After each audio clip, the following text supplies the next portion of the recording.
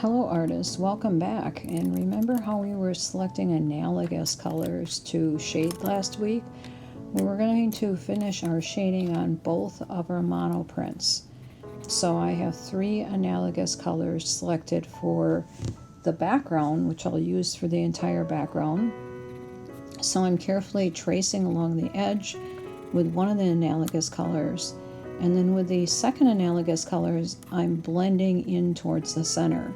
Notice how I'm not tracing. I'm actually burnishing the colored pencil and shading it towards the center of my space. And now I'm doing that one with the third as well.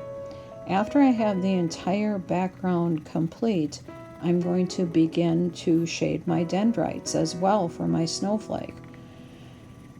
But notice how I'm gently blending in towards the middle, and you can still see that printing ink that I used in the background.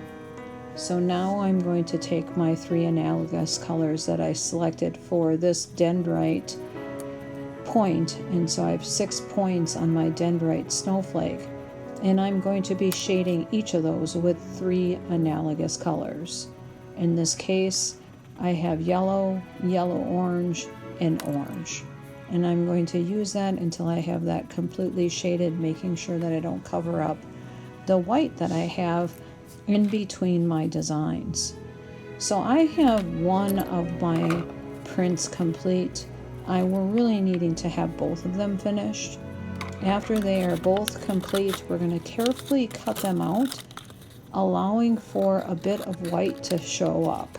So I'm going to use that white as a picture frame around it. Now I have all these wonderful scraps of paper, and I'm going to be using these printing papers to print another part for my artwork. And so I have a piece of the foam printing piece, and I'm going to use this foam and my scratch tool or my sgraffito tool to scratch in my name. But if I'm printing my name, I'm needing to make sure that I write my name reversed or backwards. So if I print it with my name printed correctly, when I turn it over to actually flip my block onto my paper, my name will be backwards. So I have to carve into my foam in a backwards pattern. So I'm going to practice this on the back side of this piece of paper. I'm going to practice writing my name reverse. So the J for my first initial of my first name will be on the right instead of being on the left.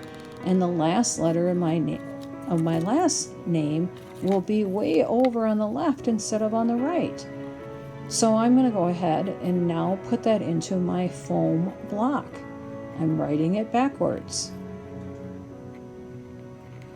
And I'm going to carve that in twice, making sure that I rub each of the parts twice before I start applying my monoprint water-soluble ink.